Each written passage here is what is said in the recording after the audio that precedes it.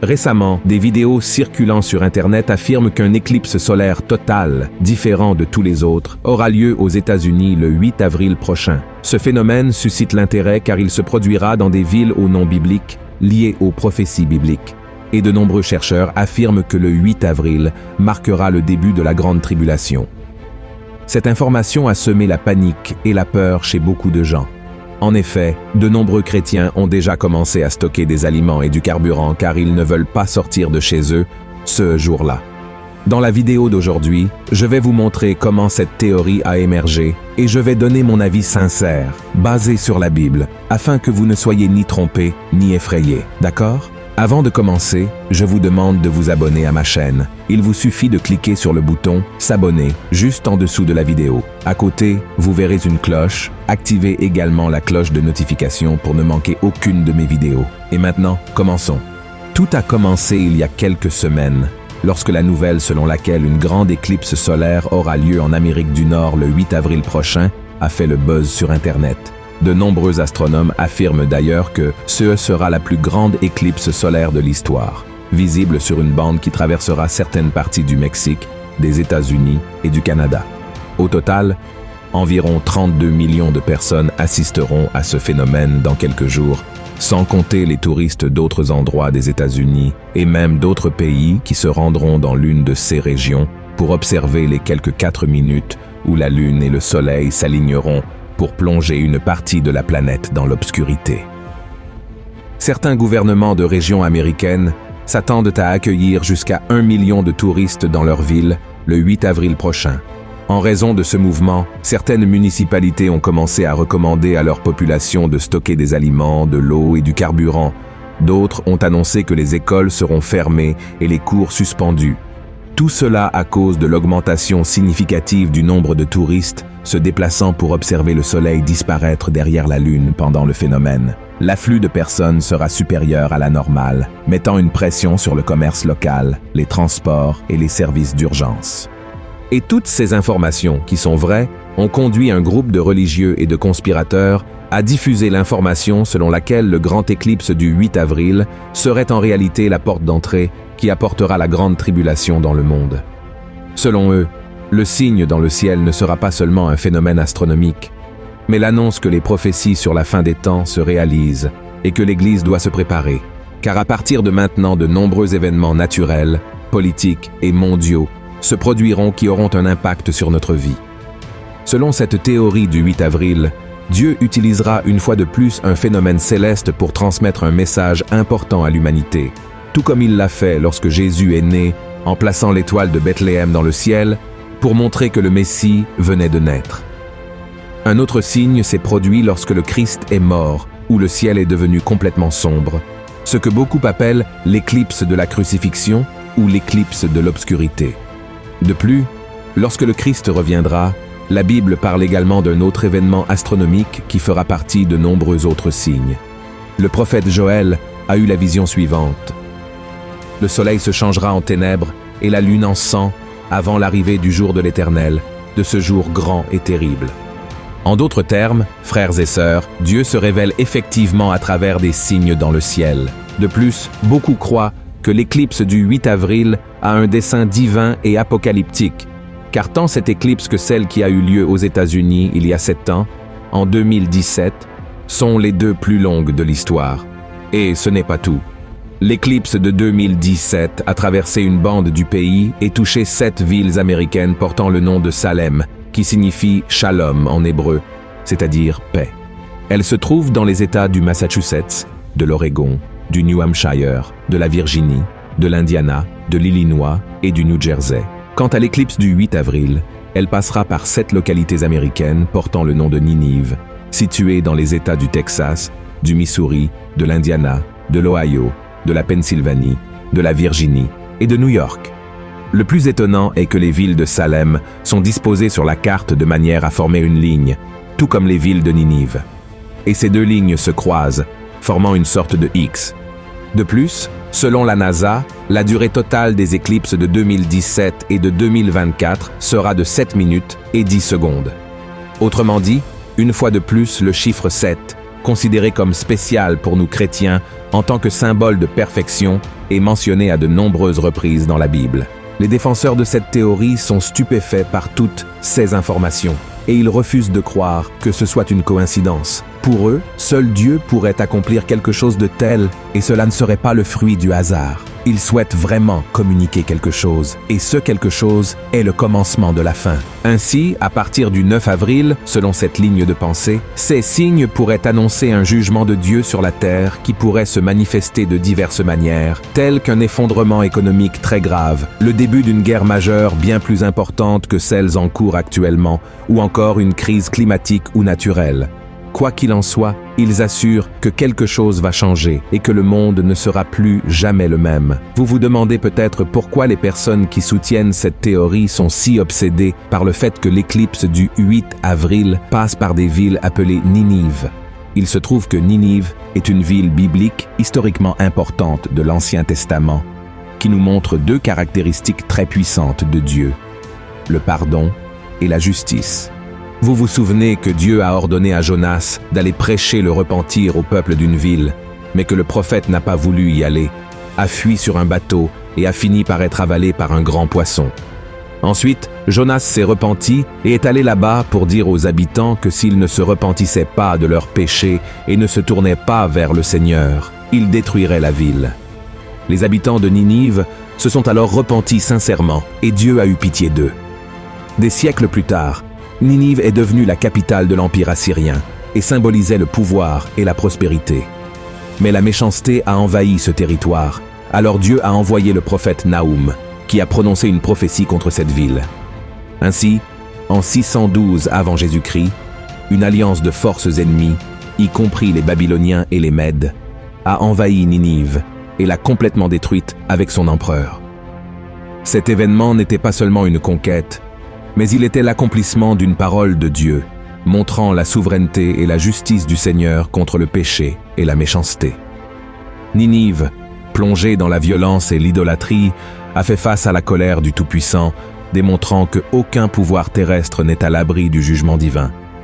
Frères et sœurs, des leaders spirituels ont répandu toutes ces informations dans les églises, et maintenant de nombreux pasteurs disent que ce qui est arrivé à Ninive dans l'Ancien Testament se reproduira.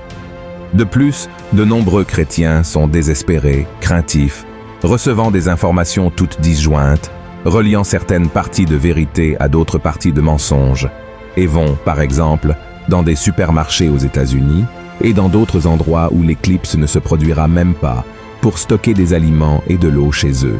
Et le sujet de l'éclipse du 8 avril est également arrivé au Brésil.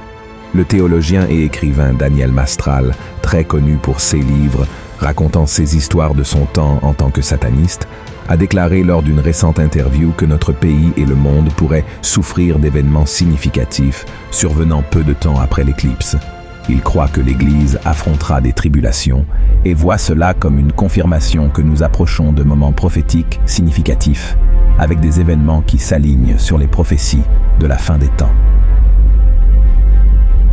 Daniel Mastral mentionne une lettre contenant des supposées prophéties de l'Illuminati Albert Pike, qui en 1871 a parlé de 3 guerres mondiales, la première étant le conflit entre les Juifs et les extrémistes musulmans, quelque chose de bien plus grand que CE qui se passe aujourd'hui entre Israël et le groupe terroriste Hamas. Selon lui, il existe actuellement dans le monde environ 350 musulmans radicaux et une grande partie d'entre eux pourraient être impliqués dans ce conflit qui pourrait non seulement persécuter les Juifs, mais aussi les chrétiens.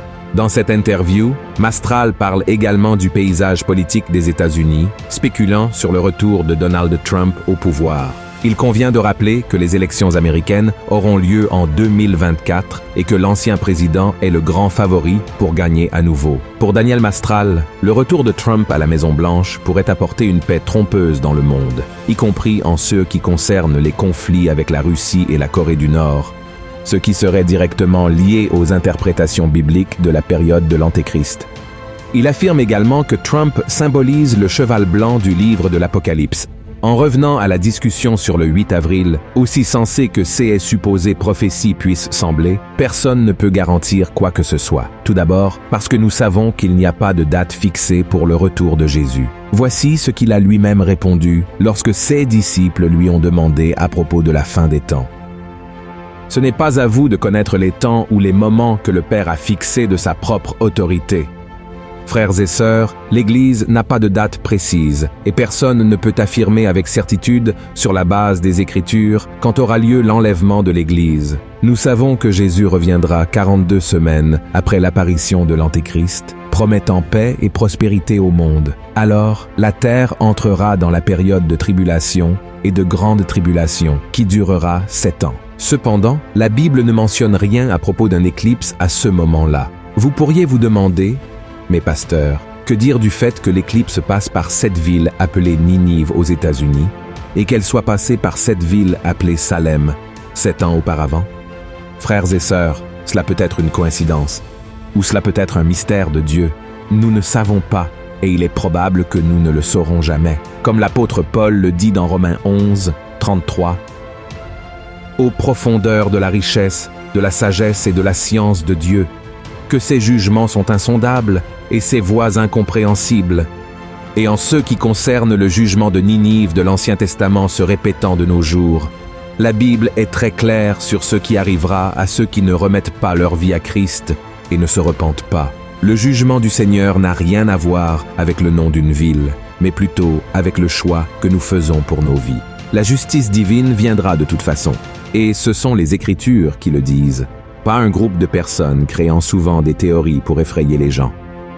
Quant aux paroles de Daniel Mastral, l'Église affrontera en effet des tribulations, mais il est impossible de confirmer que cela commencera le 8 avril. Donc, dire que beaucoup de choses vont changer pour le pire à partir de cette date semble un peu évident, car le monde traverse effectivement une période turbulente. C'est comme si les contractions des douleurs de l'accouchement s'intensifiaient chaque année. Et c'est ce que la Bible dit qu'il arriverait. Maintenant, en ce qui concerne les conflits entre les Juifs et les extrémistes musulmans, tout indique malheureusement que la situation va se compliquer, car la haine que ces terroristes ont envers Israël est très grande. Mais cela ne se produira pas parce qu'un Illuminati a écrit que cela se produirait dans une lettre du 19e siècle, mais plutôt parce que Jésus a dit que les guerres et les rumeurs de guerre s'intensifieraient pendant les douleurs de l'accouchement, ce qui est précisément le temps que nous vivons actuellement, précédant la révélation de l'Antéchrist au monde.